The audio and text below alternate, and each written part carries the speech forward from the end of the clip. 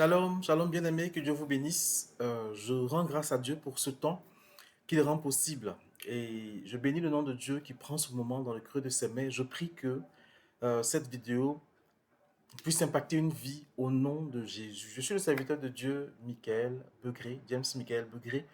Et aujourd'hui, j'aimerais vous parler de quelque chose dont on ne parle plus. Vous savez, le jour où j'ai été consacré à la veille de ce jour-là, le Seigneur m'a fait une révélation claire de plusieurs serviteurs de Dieu qui s'étaient détournés de la vérité, qui s'étaient détournés du message vrai pour aller s'attacher aux choses qui vont leur permettre de drainer du monde, aux choses qui vont leur permettre de voir une vision dans le monde spirituel et s'adonner aux choses. Et j'ai eu la grâce de Dieu d'entendre Dieu me donner certains noms, des serviteurs qui sont en vogue, qui n'approuvent plus. J'ai eu la grâce de Dieu de voir aussi d'autres personnes qui sont en train de dévier pour aller toucher aux choses que Dieu ne valide plus. Personnellement, je n'ai pas mandat de venir citer des noms ici, mais au moins Dieu me fait cette grâce-là et je sais qu'il faut écouter, je sais qu'il ne faut pas écouter. Ce qui fait que j'aimerais pendant un temps parler de quelque chose qui est très important, qu'on appelle la sanctification. C'est un thème qui n'attire plus, c'est un thème dont on ne parle plus parce que ça ne fait pas recette. Ça ne ramène pas dans nos assemblées des gens. Voilà, aujourd'hui, on a besoin de toucher à des thèmes. Viens saisir ton mariage, viens prendre ton travail, viens faire ceci, viens faire cela. Mais on ne va pas à l'essentiel. On ne va pas vers ce qui va faire que Dieu va disposer pour nous ce qu'il a prévu pour nous. Amen. Et même si ce thème de la sanctification-là ne fait plus recette, c'est pourtant ce que j'ai à cœur de partager aujourd'hui. Amen, amen. 1 Pierre 1, le verset 15 et 16. Donc 1 Pierre, le chapitre 1, le verset 15 et 16. Dans ce passage-là, il nous a appelés à être saints, car il est lui-même saint. Amen. Il dit, mais comme celui qui vous a appelé est saint, vous aussi, de même, soyez saints dans toute conduite, car il est écrit, soyez saints, parce que moi, je suis saint. Et ce verset qu'on vient de lire, ce verset qu'on vient de partager, tire son existence de Lévitique 11, le verset 44. Il est écrit, oui, moi, Yahweh, votre Elohim, vous vous sanctifierez, vous deviendrez saints, car je suis saint. Vous ne rendrez pas vos âmes impures par l'une de ces choses grouillantes qui rampent sur la terre. Bien-aimés, Dieu même, depuis l'Ancien Testament, nous exhorte à être saints. Et si on est honnête dans notre foi, dans notre marche, on va voir que ceux qui ont suivi Dieu, dans ce que Dieu a dit, les plans de Dieu pour eux se sont accomplis. On veut nous faire croire aujourd'hui que pour atteindre un certain niveau dans notre vie, il faut toucher à un feu étranger. On veut nous faire croire aujourd'hui que pour atteindre un certain degré dans plusieurs choses, il faut toucher à un feu étranger. Or, la Bible nous dit que le secret pour rentrer dans les bénédictions, dans ce que Dieu a prévu pour nous, il faut qu'on soit saint. Et j'aime à le dire, chrétien, que la chose la plus importante que Jésus est venu faire pour nous sur cette terre, c'est de nous donner le salut.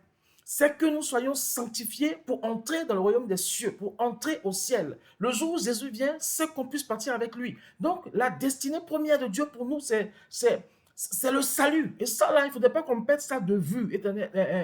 L'Éternel a envoyé Jésus pour ça. Amen. Comme j'aime à le dire, j'ai vu des marabouts faire des miracles. J'ai vu des marabouts donner des paroles de connaissances précises. Parce que j'ai fréquenté pendant un temps avec celui que j'appelle affectueusement mon père adoptif, des marabouts. Je les ai vus faire des miracles extraordinaires. Je les ai vus donner des paroles de connaissances, mais j'étais impressionné alors que je n'avais pas encore 10 ans. J'ai vu des paralytiques marcher. J'ai vu des choses extraordinaires chez les marabouts. Ce qui fait que moi, personnellement, ça m'a fait 30 ans que je suis converti. Un homme de Dieu qui fait beaucoup de miracles, beaucoup de paroles de connaissances, ça ne m'impressionne pas. Parce que le diable aussi fait ça. J'ai vu le marabout faire ça. Mais un homme de Dieu qui prêche la sanctification dans ce monde actuel, qui s'attache aux choses de Dieu, qui dit aux chrétiens de vivre la sanctification parce que le secret de leur réussite sur la terre dépend de cette sanctification-là. Lui va m'impressionner parce que dans l'ambiance actuelle, là, voir des serviteurs de Dieu qui sont intègres, qui sont honnêtes et qui prêchent Jésus véritablement, c'est de plus en plus rare. Amen. Et Dieu nous rappelle qu'il faut qu'on soit saint. Parce que lui-même, il est saint. Pour entrer dans les choses de Dieu, il n'y a pas mille choses à faire. C'est la sanctification. Il faut être saint. Bien aimé. Quand on lit la Bible, il y a 4 mots qui reviennent souvent. Et ces mots-là, ça ne revient pas parce que Dieu veut juste nous embêter. C'est le mot saint, c'est le mot sainteté, c'est le mot sanctifié, c'est le mot sanctification. Et si ça revient, c'est parce que celui qui nous a appelés, il est saint. Amen. Être saint, c'est être pur. La sainteté, c'est la pureté, c'est la qualité de ce qui est sans défaut, sans altération, c'est la qualité de ce qui est sans souillure ni tache morale. C'est ça la sainteté. Et c'est à ça que Dieu nous appelle. Sanctifier, se sanctifier, c'est se rendre saint. Amen. Et la sanctification, c'est être mis à part pour être sanctifié. Et c'est ce que Dieu attend de nous. Mais on a du mal. On a du mal parce que c'est contraignant. Parce que c'est pénible pour le chrétien de marcher de la sainteté, de la sanctification. Tout lui est difficile. Il veut que Dieu lui donne tout de suite, mais la condition pour entrer dans ces grâces, dans ces choses que Dieu a prévues pour lui, il ne veut pas les remplir. Vivre dans la sanctification, c'est être séparé. C'est être mis à part de toute souillure, de tout péché. Et c'est à cela que Dieu nous appelle. Bien-aimés, la sainteté, c'est une des qualités fondamentales de Dieu. Ce n'est pas négociable. La sainteté, c'est cette qualité-là qui doit être par conséquent une des vertus indispensables à nous qui sommes de véritables croyants. Si on dit qu'on est croyant, si on dit qu'on est chrétien, si on dit qu'on aime Jésus, la sanctification n'est pas négociable. Parce que c'est une des qualités fondamentales de celui qui nous a appelés à être saints. Comment on peut vivre dans ce monde-là, vouloir tout obtenir et puis ne pas vouloir être saint? Les choses que Dieu donne sont saintes. Il faut que celui qui les reçoive soit saint. Sinon, tu vas te brûler. Amen. Bien-aimé, le mot sanctification vient de l'hébreu kodesh ou agiamos. Ça signifie mise à part, ça signifie consécration, ça signifie purification tant sur le plan physique que rituel, que moral, que spirituel. C'est ça la sanctification. Ça vient de kodesh, ça vient de agiamos, qui signifie mise à part, qui signifie consécration, qui signifie purification, tant physiquement que rituellement, que moralement, que spirituellement. Dieu attend de nous qu'on soit sanctifié corps, âme et esprit. Amen. Cela doit être recherché par le chrétien tout au long de sa vie. Parce que sans elle, la Bible dit que nul ne verra la face de Dieu. Sans la sanctification, nul ne verra la face de Dieu. Prenons par exemple l'Ancien Testament. Quand on lit l'Ancien Testament, on se rend compte que la sanctification rituelle est devenue de plus en plus morale et spirituelle au fur et à mesure de la révélation précise de Yeshua. Plus les Juifs s'approchaient de l'avènement de Jésus, plus ils commençaient à passer de quelque chose de rituel qu'on fait comme ça à quelque chose de plus moral et spirituel. Amen. Parce qu'ils comprenaient que la sanctification ne devait pas être qu'une habitude, que quelque chose de rituel qu'on fait, mais que ça devienne même notre existence, que ce soit quelque chose qu'on a envie de faire, parce que celui pour qui on fait ça est saint. Hébreux 12, verset 14 nous dit, cultivez la sanctification, sans laquelle nul ne verra le Seigneur. Cultivez la sanctification. On sait ce que ça veut dire cultiver. Il faut faire en sorte que notre sanctification tienne face aux intempéries, face au soleil, face à la neige, face à toutes ces choses. Et les intempéries, le soleil, la neige, c'est tout ce que le monde offre. C'est le péché, c'est ce que le diable nous propose. C'est la vanité de ce monde, c'est les choses-là. Il faut que nous cultivons la sanctification malgré ça, pour que ça tienne, pour que quand Jésus vienne, on soit prêt. Parce que, ne t'en doute pas, hein, Jésus revient. Et il revient vraiment. Et il revient bientôt. Et si tu n'es pas prêt, tu ne partiras pas. Si c'est les choses de ce monde qui t'intéressent plus que ton salut, eh bien écoute, cultive les choses de ce monde et laisse les chrétiens tranquilles. Et laisse Dieu tranquille. Mais si c'est les choses de Dieu qui t'intéressent, alors cultive la sanctification. Amen. Ce qu'il faut comprendre, c'est que le Seigneur veut être présent dans notre vie. Et au travers de notre croissance spirituelle, au travers de notre marche avec Dieu, au travers de notre vie de sanctification, Jésus lui-même grandit en nous. Et c'est ce que Jean-Baptiste disait, qu'il croisse en moi et que je diminue.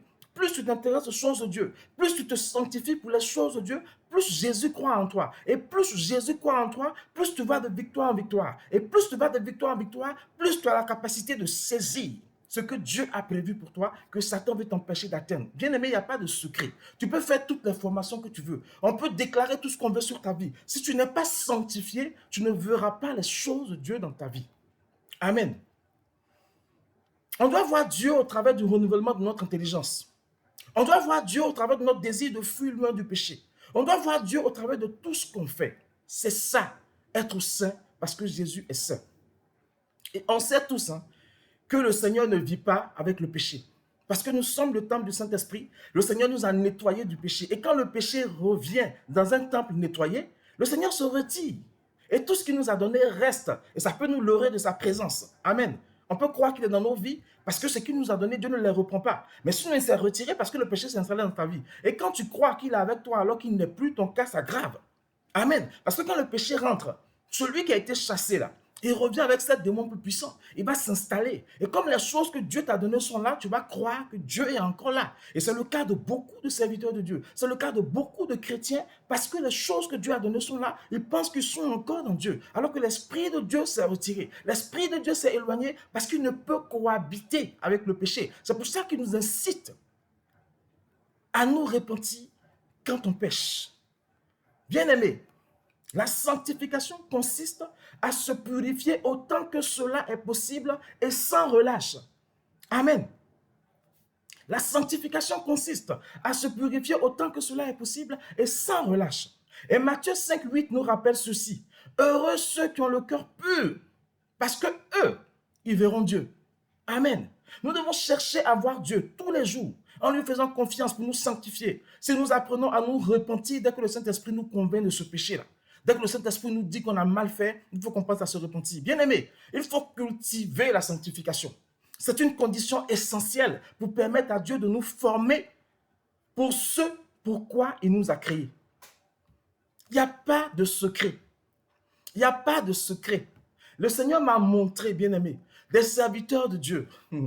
Des serviteurs de Dieu. Il me les a montrés. Il a dit dans mon oreille, comme tu entends ma voix, ce sont tous des féticheurs. Le Seigneur m'a fait la grâce de vivre une expérience. Il m'a montré les miracles qui sont faits dans les églises. Et puis il dit, je n'ai pas validé. Et Saint-Esprit me dit que les miracles que Dieu ne valide pas, ce sont les miracles issus de la sorcellerie. Bien aimé, le monde est mauvais. Même le milieu de l'église est infesté de personnes qui veulent se faire passer pour des hommes de Dieu, mais qui n'en sont pas ou qui n'en sont plus. Et si tu veux avoir un discernement acéré, affiné, tu as besoin de te rapprocher de Dieu. Or, pour te rapprocher de Dieu, il faut que tu apprennes à te sanctifier au fur et à mesure. On doit chercher Dieu. On doit cultiver la sanctification. On doit rechercher cette sainteté-là. On n'a pas le choix. On n'a pas le choix. Et le Seigneur m'a montré que les personnes qui sont sanctifiées, même quand le diable lance des attaques, même quand le diable envoie des agents pour les atteindre, ils vont comment? Quand ils vont vouloir toucher ces personnes, sans même que ces personnes se rendent compte, leur sanctification repousse le mal, repousse les attaques, repousse même le péché. C'est ça le secret, bien-aimé. Demeurer dans la présence de Dieu en cherchant à être saint, parce que Yeshua qui nous a appelés à être saints. Tout ceci pour te dire que Dieu, face à des choses, comment je dis ça, tout cela pour te dire que Dieu veut faire des choses merveilleuses au milieu de nous.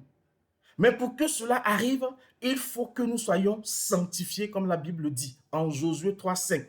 Il dit ceci, Yeshua dit au peuple, sanctifiez-vous, car demain, Yahweh fera des choses merveilleuses au milieu de nous. Les choses merveilleuses que Dieu veut faire dans ta vie, les choses merveilleuses que Dieu veut faire dans son peuple, les choses merveilleuses que Dieu veut faire dans son église, Dieu va le faire à condition d'être sanctifié. Dieu ne peut pas faire des choses merveilleuses dans ta vie si tu n'es pas sanctifié. C'est très important. Pour que Dieu agisse de façon palpable dans ta vie, il faut que tu vives la sanctification, car la sanctification attire la présence de Dieu dans ta vie. Ça attire la présence de Dieu d'une telle manière, et tu vas vivre des choses extraordinaires pour ta propre édification dans ta relation avec Dieu, parce que tu te sanctifies tous les jours et davantage. Amen, amen. Que Dieu nous bénisse, que Dieu nous bénisse et qu'il nous aide à vivre la sanctification. 2 Chroniques 29, 5 dit ceci. Il leur dit, écoutez-moi Lévites, sanctifiez-vous et sanctifiez la maison de Yahweh, l'Élohim de vos pères, et ôtez du lieu saint tout ce qui est impur. Tu es le temple du Saint-Esprit. Tu es censé être un lieu saint. Et Dieu veut que tu ôtes de ce lieu saint tout ce qui est impur. Amen, amen. C'est très important. Ça, c'est l'Ancien Testament.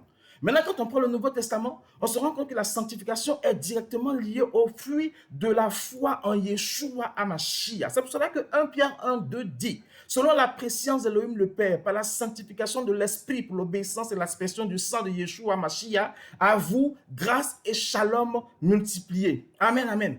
1 Pierre 1,2 dit, selon la préscience d'Elohim le Père, par la sanctification de l'Esprit, pour l'obéissance et l'aspersion du sang de Yeshua Mashiach, à vous, grâce et shalom multipliés, grâce et paix multipliées. Bien-aimés, nous devons être saints, car celui qui nous a appelés est saint. 1 Pierre 1,14 nous dit ceci, comme des enfants d'obéissance, ne vous conformez pas aux convoitises d'autrefois dans votre ignorance. Le fait même que notre Dieu soit saint doit être une raison nécessaire à notre propre sainteté. On ne demande pas de chercher à comprendre pourquoi Dieu te dit d'être saint. On dit que ton Père céleste est saint et cela doit être suffisant pour que tu veuilles toi-même te sanctifier. Que Dieu te bénisse pour cette première partie par rapport à la sanctification, parce que Dieu nous appelle à être saints, parce que lui-même il est saint. On va continuer dans une deuxième partie pour voir la suite de ce message sur la sanctification. Que Dieu te bénisse et puis on se retrouve pour la suite de ce message. Shalom, shalom, et souviens-toi toujours que Dieu c'est ton papa et Yeshua HaMashiach c'est ton Seigneur et ton Sauveur personnel. Shalom.